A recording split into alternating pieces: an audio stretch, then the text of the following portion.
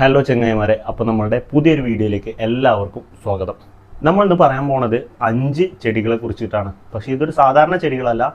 കഴിച്ചാൽ ചിലപ്പോൾ മരിക്കാൻ വരെ സാധ്യതയുള്ള 5 വിഷമുള്ള ചെടികളെ കുറിച്ചിട്ട്.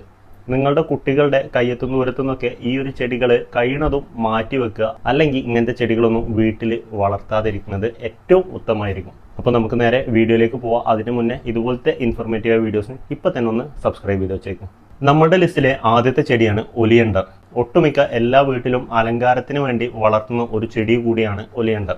ഇതിൻ്റെ പൂവ് വെള്ള, ചുവപ്പ്, മഞ്ഞ എന്ന നിറത്തിലൊക്കെ നമുക്ക് കാണാൻ കഴിയും. ഇനി ഇത് നമ്മൾ കഴിച്ചു കഴിഞ്ഞാൽ ആദ്യം ഛർദി ഉണ്ടാവും, പിന്നെ ഇത് ഹൃദയത്തെ ബാധിച്ച് മരിക്കാൻ വരെ കാരണമാവും.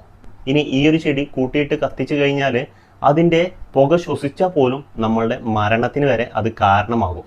നമ്മളുടെ ലിസ്റ്റിലെ രണ്ടാമത്തെ ചെടിയാണ് ഡെട്ടൂറ. ഇത് വളരെ അപകടകരമായിട്ടുള്ളൊരു ചെടിയാണ്. കാരണം പണ്ട് കാലങ്ങളിൽ ഇത് വിഷം ഉണ്ടാക്കാനായിരുന്നു ഉപയോഗിച്ചിട്ടുണ്ടായിരുന്നത്. കൂടാതെ ഇതിൻ്റെ പഴം കുട്ടികൾ കഴിച്ചുകാണ്ട് അത് ഉള്ളിലേക്ക് പോയി കഴിഞ്ഞാൽ തല ചുറ്റല്, ശ്വാസം മുട്ടല് ഒക്കെ വിഷബാധ ഏൽക്കുന്നതിൻ്റെ ഒരു സിംറ്റംസ് ആണ്. അപ്പോൾ ഇതൊക്കെ വീടിൻ്റെ അടുത്തുണ്ടെങ്കിൽ എത്രയും പെട്ടെന്ന് തന്നെ ഇതൊക്കെ അവിടുന്ന് മാറ്റാൻ ശ്രമിക്കുക. നമ്മളുടെ ലിസ്റ്റിലെ മൂന്നാമത്തെ ചെടിയാണ് റോസറി പീ അഥവാ കുന്നിക്കുരു. പണ്ട് കാലങ്ങളിൽ കുട്ടികളൊക്കെ ഇതുകൊണ്ട് ഒരുപാട് കളിച്ചിട്ടുണ്ടായിരുന്നു.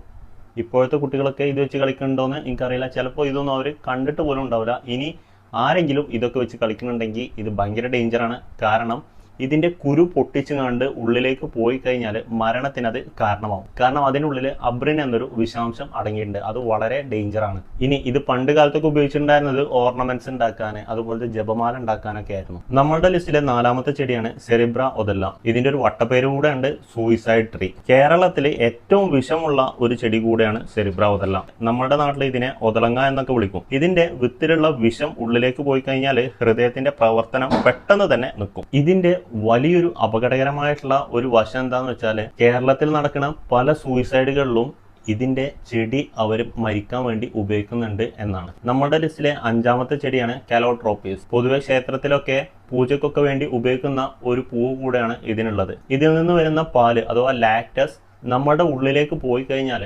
മരണത്തിലേക്ക് എത്താൻ വളരെയധികം ടൈമൊന്നും എടുക്കില്ല എന്നാണ് പറയുന്നത്. അതുകൂടാതെ ഇത് നമ്മളുടെ കണ്ണിലായി കഴിഞ്ഞാൽ നമ്മളുടെ കാഴ്ച ശക്തി പൂർണ്ണമായിട്ടും പോവുകയും ചെയ്യും. ഇപ്പൊ നമ്മൾ പറഞ്ഞിട്ടുള്ള 5 ചെടികൾ നമ്മളുടെ കേരളത്തിൽ പൊതുവെ എല്ലായിടത്തും കാണുന്ന 5 ചെടികളാണ്. അതുകൊണ്ട് തന്നെ ഇത് കുട്ടികളുടെ കയ്യെത്തും ദൂരത്തുനിന്നൊക്കെ കഴിയണതും മാറ്റി നിർത്തുക, അല്ലെങ്കിൽ അവർക്ക് ഇത് പറഞ്ഞ് മനസ്സിലാക്കി കൊടുക്കുക. അല്ലാന്ന് വെച്ചാൽ ചിലപ്പോൾ ഇതൊക്കെ മരണത്തിന് വരെ കാരണമാകും. ഇതിൽ പല ചെടികളും ഉള്ളിലേക്ക് പോയി കഴിഞ്ഞാൽ വിഷബാധയേക്കാൾ അത് മരണത്തിലേക്ക് എത്തിക്കും എന്നുള്ളതാണ് സത്യം. അപ്പോൾ അടുത്തൊരു ദിവസം അടുത്തൊരു വീഡിയോ ആയിട്ട് കാണാം. Thank you.